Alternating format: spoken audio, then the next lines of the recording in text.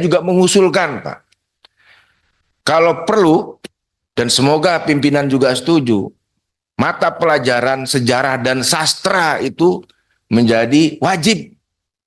Karena untuk meningkatkan gairah membaca dan meningkatkan kapasitas imajinasi berpikir, ya, sekaligus kesadaran kognitif itu dari baca, dan baca itu melalui sastra itu penting.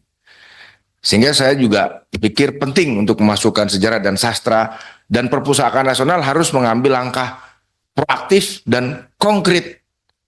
Kita sering ke daerah, perpustakaannya yang paling ditinggalin, ya kan? Di kampung saya, yang kebetulan jadi dapil saya juga membantu menginisiasi berdirinya perpustakaan, tapi ya gitu-gitu aja. Kemarin sudah dapat bantuan juga dari Perpustakaan Nasional. Nah, ini harus dicari caranya seperti apa. Nah, yang kedua, kita tahu kalau nyari cara ini kan berarti bekerja, pimpinan, Pak Ketua. Bekerja. Kalau ada pemangkasan seperti ini ngeri-ngeri sedap juga. Saya baca nih, ya, apa dampak dari pemangkasan anggaran ini. Saya langsung aja bicara.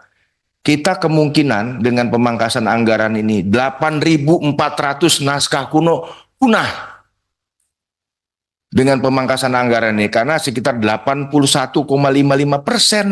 dari total naskah kuno yang dimiliki Perpustakaan Nasional itu tidak bisa dipreservasi. Ada 10.300 naskah yang bisa dipreservasi tahun ini, itu hanya 1.900. Begitu Pak Kepala ya? Berarti ada 8.400 naskah kuno terancam punah kalau tidak dipreservasi karena nggak ada anggarannya. Yang kedua, bahan perpustakaan kontemporer yang dipreservasi ini kayaknya termasuk koran lama ya, koran daerah ya. Dari 119.550 naskah, Pak Ketua, hanya bisa melakukan preservasi 33.200. Berarti ada potensi 86.350 naskah bahan kontemporer yang ada di Perpustakaan Nasional itu punah, terancam rusak. Karena kita itu negeri yang kelembabannya tinggi, ya kan? Dan dia bisa juga cepat rapuhnya. Apalagi kalau tidak ditunjang fasilitas yang memadai.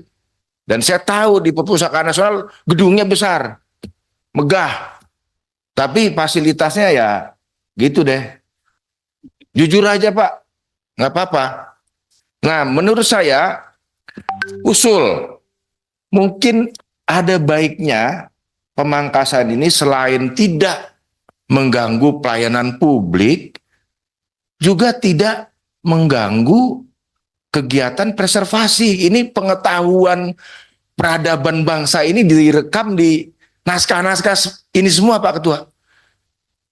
Kalau 8.400 naskah kuno punah, itu entah berapa tidak terhitung jumlah pengetahuan Nusantara, peradaban Nusantara kita hilang. Sementara kita, kalau orang Jawa bilang ndaki-ndaki, ngomongnya tinggi tentang generasi emas. Kemudian Indonesia akan menjadi negara maju. Lah, preservasi naskah yang berisi tentang pengetahuan peradaban kita aja mau punah. Ini nggak main-main ini Pak. Jadi usul saya memang ada bagusnya kalau anggaran di Perpustakaan Nasional ini kembali saja ke awal.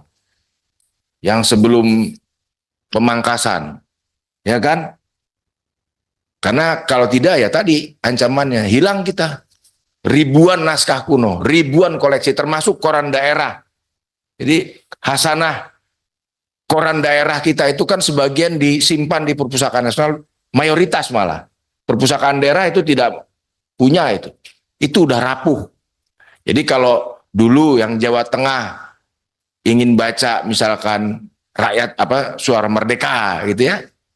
Itu yang tua, yang edisi lama, mereka terbit tahun 50-an ya disimpan di Perpustakaan Nasional, punah kalau nggak didigitalisasi, kalau nggak dirawat.